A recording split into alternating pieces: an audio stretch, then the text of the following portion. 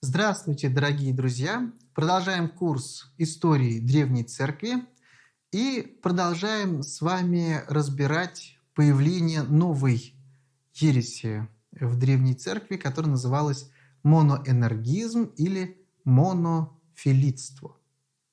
Мы в прошлый раз с вами говорили о значении этих слов и прежде всего о значении слова моноэнергизм, которое в переводе с греческого языка означает «единое действие».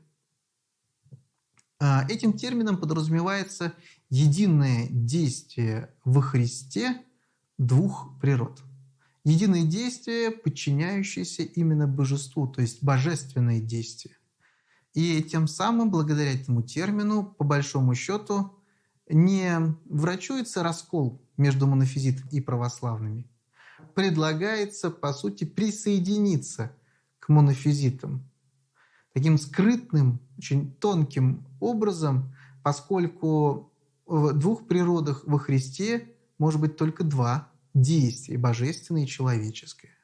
И любая уступка в пользу одной из этих природ, по сути, разрушает православную христологию.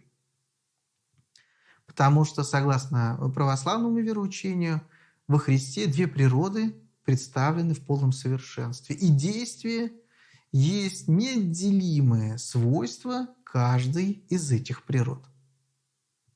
Итак, после появления моноэнергизма явным ее и яростным противником сразу стал человек по имени Сафроний, монашествующий с Востока, который после небольших пререканий с патриархом Киром Александрийским и патриархом Сергием Константинопольским внезапно для многих стал патриархом Иерусалимским и готовился вступить в полемику с восточными патриархами и привлечь к этой полемике папу Римского через издание, публикование документа, который называется «Окружное послание» или «Энциклика», в котором хотел бы и рассказать о злодействе и коварности двух патриархов – Константинопольского и Александрийского.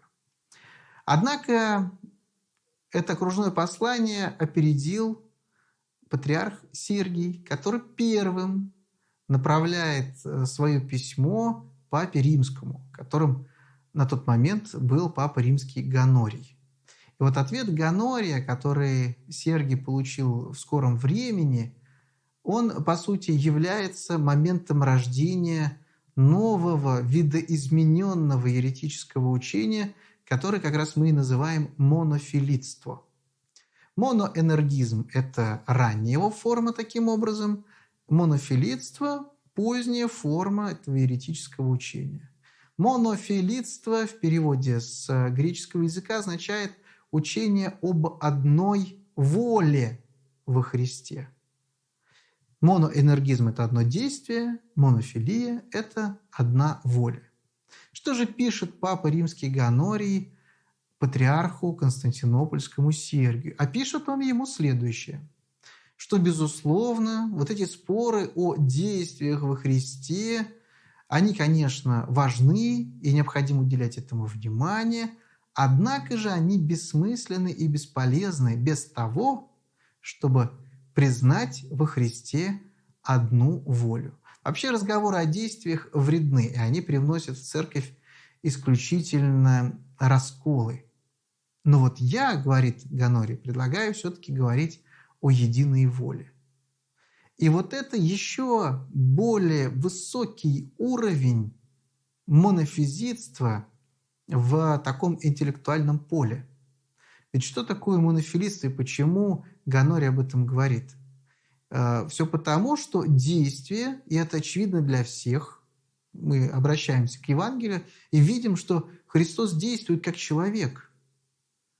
Если бы это действие было божественное, тогда мы вынуждены были признать, что Христос вообще лицемерствует, что Он якобы выдает действие человека за человеческое действие, на самом деле вынуждает его именно своим божеством.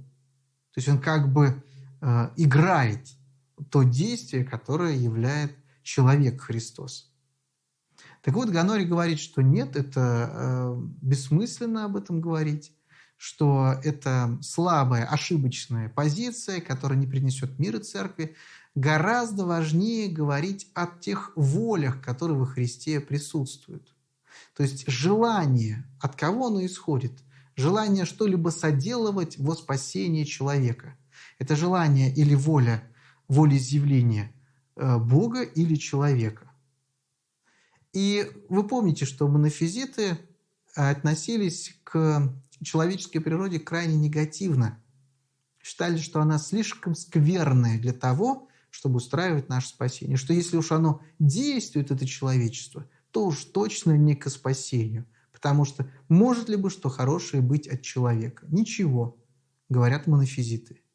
И поэтому его действие тоже не нужно признавать исключительно человеческим или исключительно божественным. Но вот воля, пожелание, вот это действие человеческое исполняется, но воля изъявляет это действие, направляет это действие. Источником этого действия является, по мнению монофилитов и папы Ганория в частности, именно божество во Христе. То есть ипостась. В этом-то и проблема моноэнергистов и монофилитов. Может быть, даже не в том, что они всеми путями, правдами и неправдами желали бы соединения двух расколотых партий. Все дело в том, что они не чувствовали, к какой категории сущности или бытия относятся энергия и воля. Они были абсолютно уверены, что это ипостасные свойства, которые, подчиняя себе природные, осуществляли то или иное действие или желали одного или того ли действия. А это было принципиальной ошибкой. И если действие, это очевидно, конечно, что оно является свойством природы, настолько, что даже и Ганорий, и Сергий сомневался в том, что это православное учение. Но вот воля – это уже более тонкая материя. Собственно, желает всегда кто-то, а не что-то, наверное, можно и так рассуждать. И вот эти новомодные, новоявленные монофизиты, они мыслили именно так. Само желание спасти человека, сама идея управления природами, они считали, исходит из ипостаси Христа, из ипостаси божественного логоса. И в этом было их еще более печальное заблуждение, потому что и воля, и желание, как бы мы ни хотели, как бы мы от этого не отступали, они тоже являются свойствами природы. Вы помните наверняка из посланий апостола Павла слова о том, что он что хочет, не делает, а что не хочет, то делает. Вот это вот восприятие природного действия и даже природного желания, волеизъявления здесь очень хорошо показано. Что ипостасно одно, личностно одно, а природно другое. Потому что природа тоже желает. Потому что природа – это не просто, знаете, вот такой пустой человеческий организм. Природа – это еще и ум. Ум является не собственно душой, а такой же частью тела, как и все остальные. А ум, он что? Какое действие осуществляет ум? Он думает, он размышляет, он стремится и желает чего-либо. Поэтому оставлять ум как некое проявление желания, воли приводить к каким-то результатам нельзя исключать. А монофилиты это делали. И папа Ганорий не смог этой тонкости почувствовать.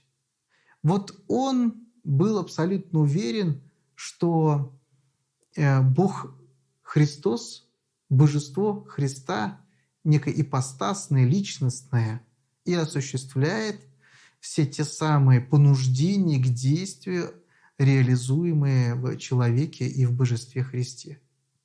Вот это было довольно сложно, может быть, для понимания, но все-таки, если выражаться более простым, понятным таким образом, безусловно, воля есть природное свойство.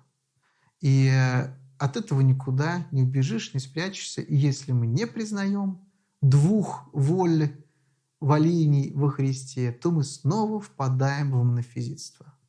Вот такая была дилемма, такая была проблема перед церковью в то время.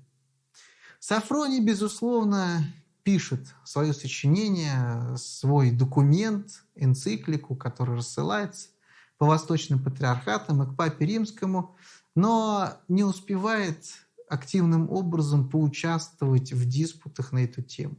Иерусалим был захвачен арабами, и Сафроний вынужден был заниматься обороной этого города, а потом и вести переговоры с арабами о сдаче города.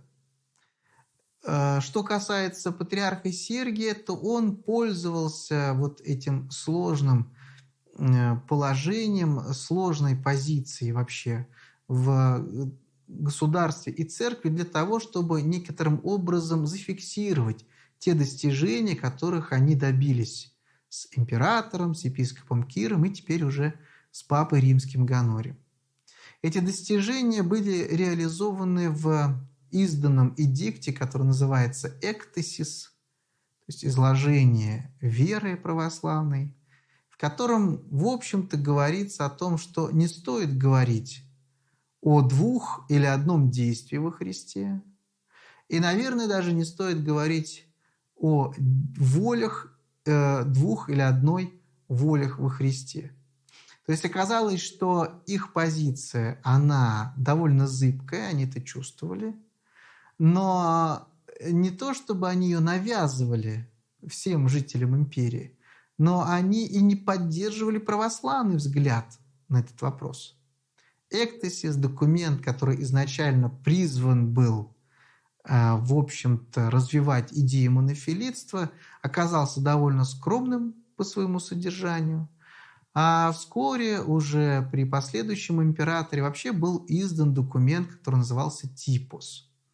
Издавал его Констанс II, и этот документ вообще запрещал рассуждать на тему действий или воль во Христе. И с одной стороны это хорошо, потому что получалось, что монофизитство в образе монофилитства или моноэнергизма не имеет поддержки со стороны государственной власти, но и православная сторона не имеет поддержки. Вот эти усилия Сафрония, которые, казалось бы, были минимальными, незначительными, несудьбоносными, оказалось, что их было достаточно для того, чтобы приостановить развитие этой ереси. Оно было именно приостановлено. Сказанные, написанные слова и в Эктесисе, и в посланиях патриарха Сергия, и в ответе папы Гонория. Все эти идеи, несмотря на свою привлекательность, такую миротворческую, объединительную привлекательность, на самом деле не стоили ничего, потому что правда и позиция Сафрония оказались гораздо более сильными и долговечными. И в этом была основная, наверное, проблема распространения монофизитской и монофилитской, моноэнергистской ересей. Но нужно добавить справедливости ради, что и арабские завоевания также не способствовали вот этим тенденциям объединительным. Но так или иначе, вот эта борьба интеллектуальная между участниками спора о единой или двух энергиях или волях во Христе, она завершалась тем, что монофилиты не получили должной поддержки со стороны населения. Некоторые успехи были у Кира в Александрии, но они были не очень значительными по сравнению с тем, сколько на самом деле требовалось поддержки. Вот для них этих усилий оказалось мало. В Константинополе тоже были сторонники монофилитства, и, надо сказать, довольно прочно стояли у власти, потому что в скорости Сергия на кафедре сменил Пир, Потом был и Павел, потом были и другие представители монофилитской ереси. Это была целая плеяда патриархов, еретиков на Константинопольской кафедре. Но, еще раз повторюсь, этих усилий, которые прилагали монофилиты по распространению, все равно было недостаточно. Да, в столице были последователи, да, несколько человек было в Александрии, но в целом в отдельное сильное движение монофилитство так и не выросло. Это случилось в том числе и благодаря тому вкладу богословскому, который в этот диспут осуществил Максим Исповедник. Это новое лицо, мы о нем ранее не говорили, это замечательная историческая личность, это замечательный отец церкви, исповедник, по-настоящему исповедник, который держался православной веры, стойко ее защищал. Человек, который был знатного происхождения и в свое время в Константинополе занимал очень высокие должности, должности чиновника. Но не выдержав такого устроения светской жизни при дворе, он все-таки решил удалиться и начать иноческое подвижничество. И именно после удаления своего от занятий придворных Максим Исповедник постепенно возрастал и становился довольно активным и непреклонным борцом с монофилитской ересью. В источниках сохранился известный документ, который называется «Диспут между Максимом Исповедником и Пиром, бывшим константинопольским патриархом, который произошел в Африке. К сожалению, для византийцев после завоеваний арабских Сирии и Палестины многие вынуждены были бежать на запад по северному побережью Африки, продвигаясь в сторону Рима. И число вот тех, кто вынужден был бежать из Малой Азии, Сирии, Палестины, было столь велико, что они представляли собой большие многолюдные общины. И вот в этих общинах часто происходили споры, диспуты по очень насущной на тот момент теме соединения во Христе двух природ на уровне действия или воли. И вот в этом диспуте, в котором принимает участие и бывший вынужденный бежать из Константинополя патриарх Константинопольский Пир, Максим Исповедник одерживает верх, одерживает победу. Некоторые исследователи считают, что Пир специально поддался ему в этом диспуте, потому что понимал, что ему нужна поддержка для будущей карьеры, о которой он все-таки мечтал. Он хотел реабилитироваться, вернуться на Константинопольскую кафедру. Вот. Но его позиция, а именно монофилитская позиция, в дальнейшем была раскрыта, и ничего Пир не добился, кроме осуждения в последующем Вселенском соборе. Максим же Исповедник, успешно защищая православную позицию и делая акцент именно на том, что и действие, и воля во Христе являются свойствами природными, он смог добиться значительных успехов. Настолько его серьезно воспринимали как противника вот этим нововведением в Византии, что даже в какой-то момент Максим Исповедник был арестован. Был он арестован уже в Риме, где он нашел поддержку у папы римского Мартина, который вместе с ним организовал и провел известный Латеранский собор в Риме в 649 году, на котором все действия монофилитов и моноэнергистов были осуждены. Это учение было предано осуждению Западной Церковью. И здесь, конечно, активное участие принимал Максим Исповедник.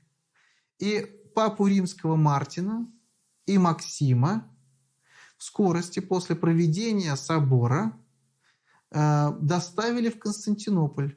Причем доставили их в качестве подсудимых. Вот эти два защитника православия, да, вдали от греческого византийского мира, которые были представителями уже западного христианства в данном случае, но ярыми защитниками православного взгляда на соединение во Христе двух природ, их, по сути, насильно, как преступников, привезли в столицу Восточной Римской империи для того, чтобы судить. Судить за что? Вот это, наверное, главный вопрос. Казалось бы, логика событий подсказывает нам, что проблема монофилитства находится в интеллектуальном поле.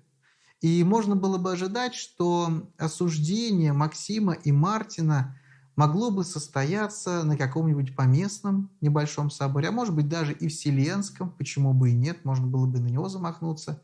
Однако же мы видим, что их привозят по отдельности, сначала Мартина, потом и Максима, и что прибытие в Константинополь сопровождается непростыми событиями. Не все были рады тому, что Мартин должен был покинуть Рим и прибыть в Константинополь для суда над ним. И поэтому этот процесс был довольно долгий. Мартина везли очень долго в Константинополь, Максим прибыл уже после. Так вот, суды, которые происходили, носили исключительно политический характер. Никаких претензий с точки зрения вероучения ни к Мартину, ни к Максиму не предъявлялось. Их обвиняли в измене, их обвиняли в предательстве, их обвиняли в том, что они якобы планировали свержение императора, или что они самовольничали, или осуществляли свои действия без согласования с высшей властью в империи. Это все вменялось им в преступление, за которое следовало наказать должным образом. Первым суду подвергся Мартин, который известен в наших святцах как Мартин-исповедник, потому что он действительно исповедовал православную веру до конца. Ему предъявляли политические обвинения прежде всего в том, что он поднимает бунт против императора и не подчиняется прямой воле императора в лице экзарха, который находился в то время на Западе, в городе Равенна, и там вот реализовывал власть императора. Это неподчинение стоило Мартину должности своей. Он был освобожден от занимаемой кафедры предстоятеля Римской церкви и отправлен в ссылку, где вскоре скончался. Ссылка была в Крым. Тогда эти места были довольно суровые, жесткие, и вот Мартин-исповедник в конце концов скончался именно в Крыму. Что касается Максима Исповедника и суда над ним, то этот суд также носил политический характер. Максима Исповедника обвиняли в предательстве греческого мира. Вот это очень интересное такое явление. Прекрасно понимая, что победить Максима Исповедника в интеллектуальном поле, в богословской сфере невозможно. Ему вменяли в вину связи с западными христианами, как говорили, благоговение перед западными христианами. А самое главное, видели в нем человека, который предавал именно восточные греческие традиции и восточные и греческие интересы. Его считали шпионом римским, предателем, который оставляет свою отчизну ради того, чтобы превозносить римскую церковь. Максим Исповедник пытался всякий раз, когда ему предъявляли подобные обвинения, говорить все-таки о богословии, о том вреде, который несет ересь монофилитства. Однако его не слушали, и суд завершился обвинением Максима Исповедника. Его признали виновным и тоже отправили в ссылку. Но это было более жестокое решение, потому что Максиму Исповеднику изначально отрубили руку и отрезали язык, чтобы он не мог более ни писать, ни говорить ничего того, что не стыковывалось с официальной позицией церкви в то время. Максим Исповедник, к сожалению, погиб после прибытия своего на Кавказ. Именно Кавказ был конечным местом его ссылки. И именно грузинская православная церковь особенным образом почитает этого святого и сейчас. И есть даже сведения о том, что находят его останки святые, и что перед ними осуществляется уже почитание и поклонение. Максим Исповедник был осужден, был отправлен в ссылку, и на этом, по сути, защитники православия закончились.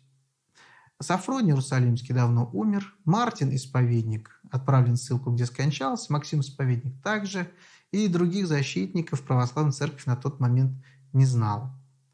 И, возможно, вся эта история также могла бы закончиться печально, если бы в очередной раз мы не увидели, как Господь очищает, освобождает свою церковь от ложного учения, не бросает ее одну. Со временем престол занимает известный очень император по имени Константин по прозвищу Паганат, что в переводе с греческого означает «бородатый». Этот юноша в свое время отправился в Италию для того, чтобы наказать обидчиков своего отца, но когда он вернулся в Константинополь, все увидели, что за время его отсутствия его лицо покрылось обильной растительностью, и вот он стал бородатым, отчего и получил свое прозвище. Так вот, в 680 году Константин Паганат инициировал начало богословских рассуждений по вопросу о двух действиях или двух волях во Христе. Это была вынужденная мера, потому что на протяжении многих лет в Константинополе сложилась позиция исключительно еретическая. Она требовала своего рассуждения, она требовала всеобщего участия Вселенской Церкви в этом вопросе.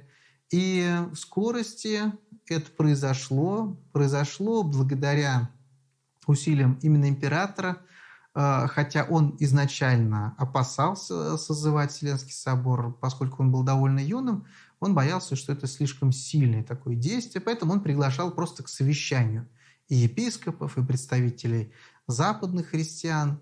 Но в итоге вот тот форум, который собрался в 680 году, он стал вселенским. И епископы поддержали своего императора в его стремлении навести порядок в христианском богословии в области христологии. В 680 году в Константинополе заседания открылись разного рода совещаниями, и закончился этот христианский форум в 681 году тем, что было провозглашено две воли и два действия во Христе, которые были реализуемы в ипостаси Бога Слова исключительно в том же порядке и в той же мере, как это было выражено халкидонским оросом.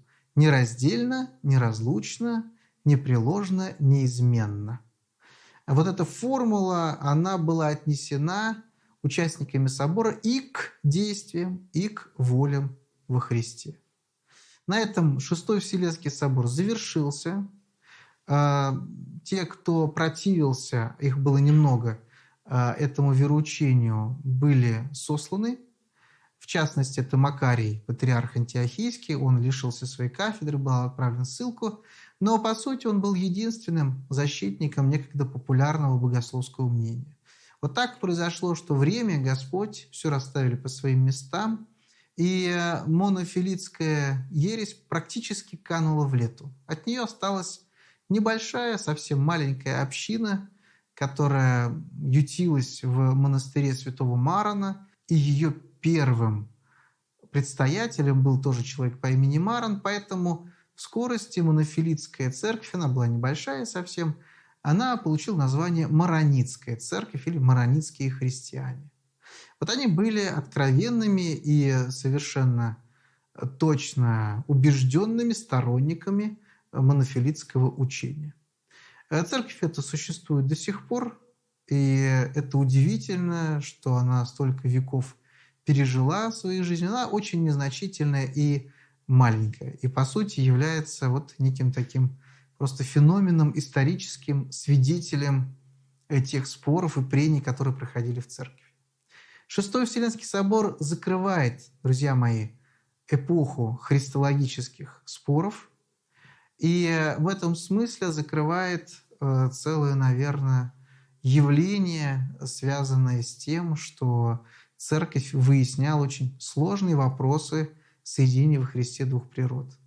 Завершается положительно, завершается благополучно для церкви, несмотря на те условия, в которых эта борьба за истину осуществлялась.